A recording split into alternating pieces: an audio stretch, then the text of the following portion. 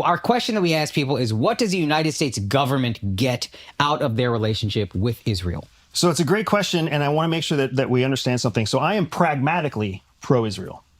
Having Israel as an American ally is a very pragmatic, practical decision. Okay. Right? It's kind of like a 401k. It's a good idea. Okay. But you can still hate your 401k. Okay. You can still have it mismanaged. It can still be something where you're like, I wish there was a better alternative, but I have no other option because my company chose this 401k. Okay. That's kind of the relationship that I think the United States has with Israel right now. Okay. Israel is, if you think of when you were a kid and you like made the whole egg drop experiment in elementary school, you put an egg inside of something so that you can drop it from the roof. Or you drop it from the ceiling, or you drop it from the third floor. Some people put it inside of a box, some people attach it to a parachute, but everybody puts the egg into something because the egg is what they care about.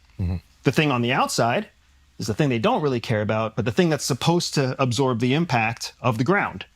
That's what Israel is for the United States. Okay. Israel is supposed to absorb the impact. He might be Mossad. I heard you say on another pod that all Mossad agents are hot. What, I'm getting more compliments on this couch. Oh, we all want to fuck you. I'm just realizing. No, absolutely. I hope my wife is watching right now. Yeah, see, I gay, dude. You know what time it is. Okay, but so they absorb the impact of potential adversaries in the Middle East. Correct. They also give us a foothold on another side of the world that if we ever need to rapidly deploy, we just have to move people from here to there because all the weapons they have are already our weapons. They're flying our jets. They're using our tanks. They're using our artillery. We still own them, or we sold them? We sold them, but they're buying American brand. So now all of a sudden, if we needed to launch an American front, and even if Israel didn't want to be actively involved in that front, we have a whole we have a cachet sitting there waiting for us. Now, is this not the case with Saudi? Not the case with Saudi. It is the case with Jordan, right? Saudi Arabia is a very different beast than Israel because Saudi Arabia is independently wealthy, right? They have oil wealth, they have royalty, they don't need our money. Israel, their economy is heavily tied to our economy. So they do need us to sell. They do need us to buy from them. Saudi Arabia's and the United Arab Emirates. He's calling Jews broke. That's crazy. That's great. Okay, but then here's my question, just from, I guess, a PR standpoint. There is, I think most of us would agree, there's a genocide happening, and the United States seemingly just kind of supports Israel in this thing, and that is a very bad look for us globally. So is that allyship worth it? And if that protection is enough, well, I guess you can answer that, and then I have a follow-up. Yeah. So, yes, it's worth it because whether you want to admit it or not, we're going to forget about this genocide in the next 15 to 20 years because we've already forgot about the genocide that happened on Clinton's watch when the Hutus killed the Tutsis. Now, this is what I had this exact thought. There have been many times, it's sadly in Africa, where the United States just kind of didn't acknowledge a genocide, and the media landscape went with that and never talked about it, and we didn't support it, but we just kind of didn't do anything. What it seems to many of us, I'm no geopolitical expert at all. I'm dumb with most of this stuff, but it seems like not only are we turning a blind eye, we are looking at it and being like, no, that's okay.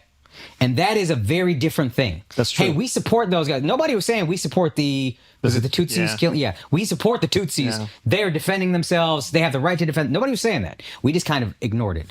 It seems like, and I hate that I hope it doesn't get clipped up for some anti-Semitism shit, because it has nothing to do with Jewish people as a race or culture or whatever. This is about a government. Yeah.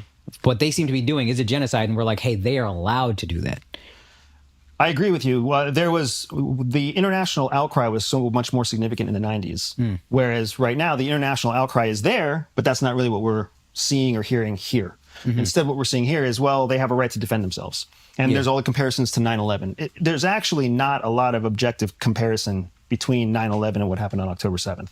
They're very, very different settings, right? But we're still drawing all these comparisons as if we are making the argument that the mass killing of non-participant, aggressors in Gaza, Palestinian women, children, and civilians, non-extremists, as if that's okay. Yeah, and I think to that end, I don't know that we're going to forget about this in 15, 20 years. I think there will be a stain that didn't necessarily exist with Houthis and Tutsis, and I think it happened in Sudan as well.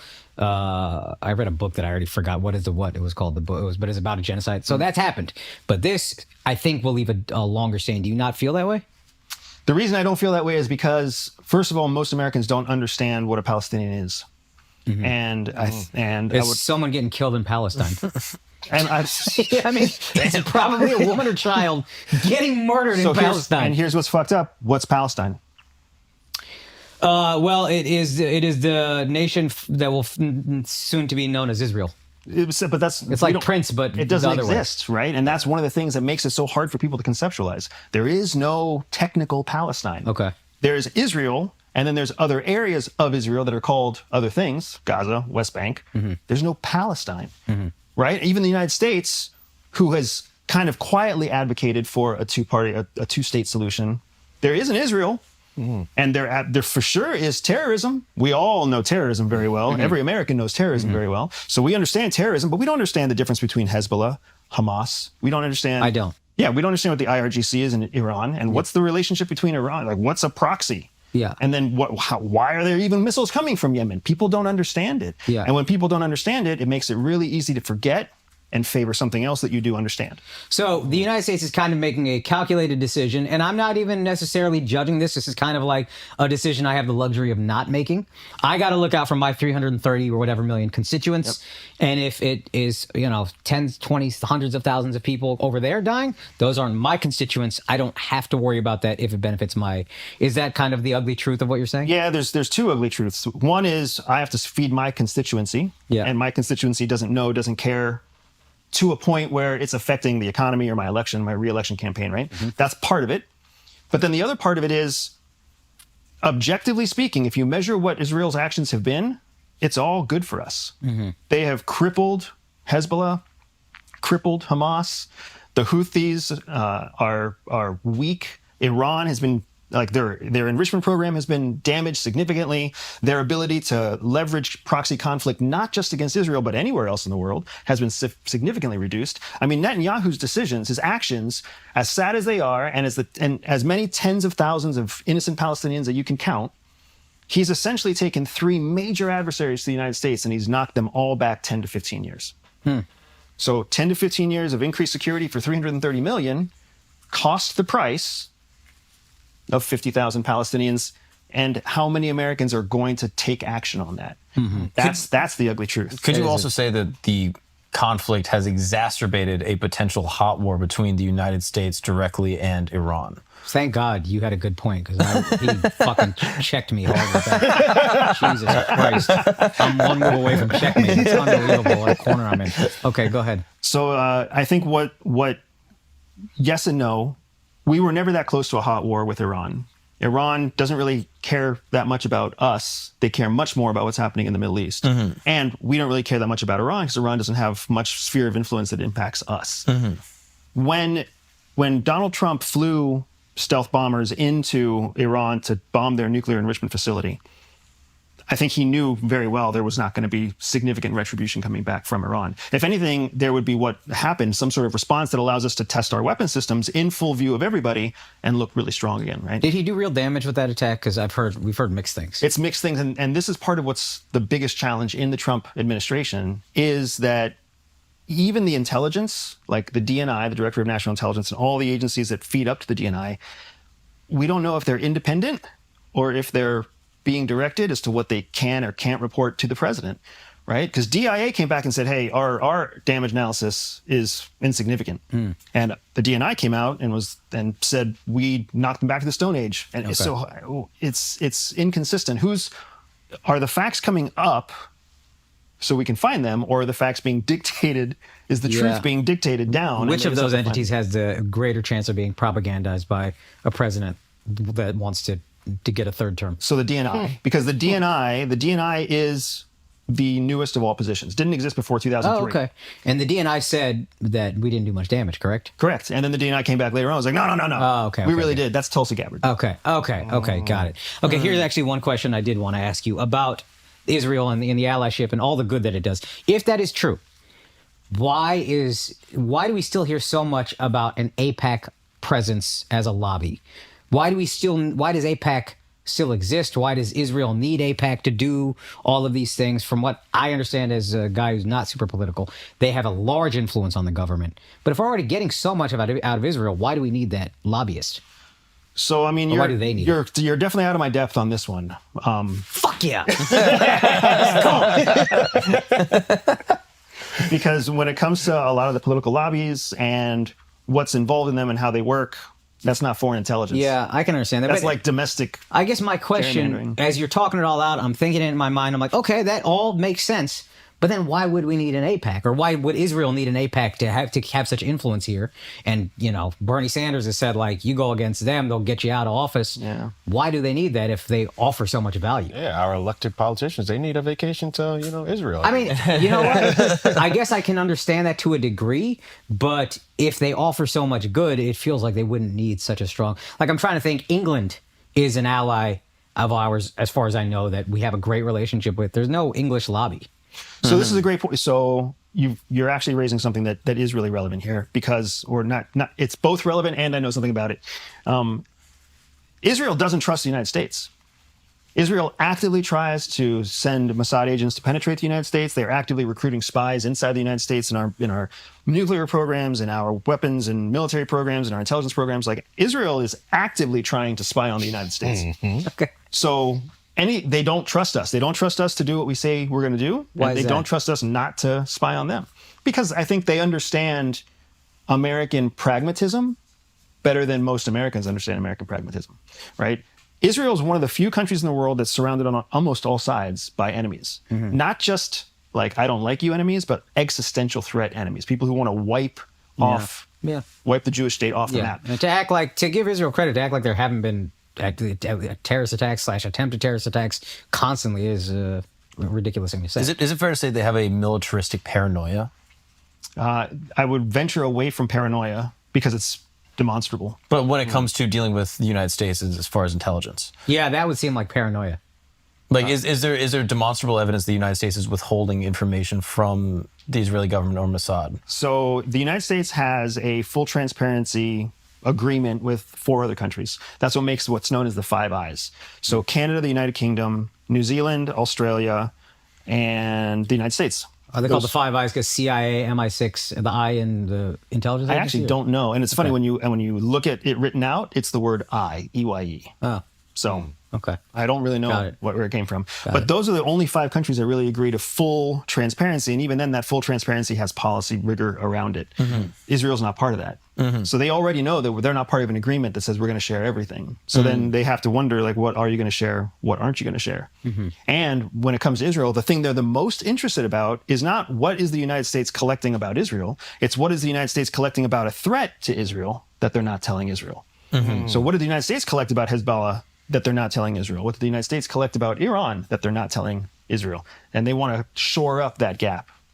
And that's why they're so paranoid and they'll still have a lack of trust for us.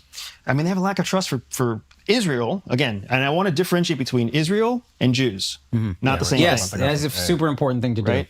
But Israel's it doesn't know who to trust, and it arguably doesn't trust anyone.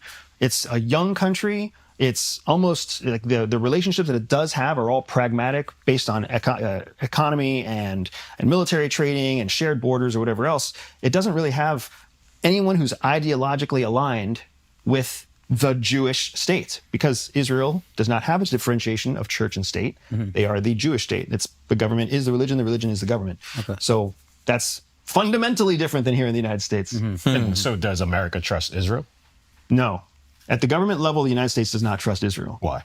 Because of all the same reasons. We know they're trying to penetrate us. We know that they manipulate us. We know that they manipulate trade. We know that they have agreements and partnerships, and they do all sorts of things with other countries that are beneficial to Israel but not beneficial to the United States.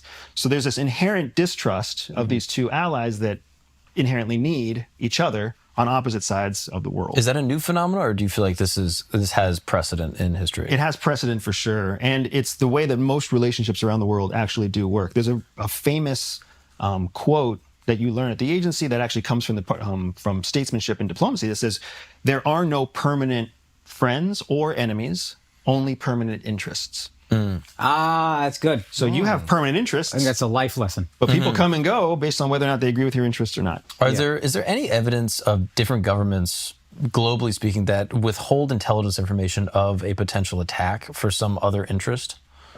So it's a yes and no answer, right? Generally speaking, imminent threat to life.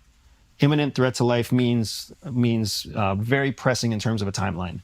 48 hours, 72 hours, that type of thing. Imminent threat to life, arguably, even complete enemies should advise each other, right? So if we in the United States find out that some extremist group in China is going to bomb a public event in Beijing, we'll tell China, right? It's kind of a duty to warn is what we call it. And other countries agree the same thing for us. So there should be that for imminent threats.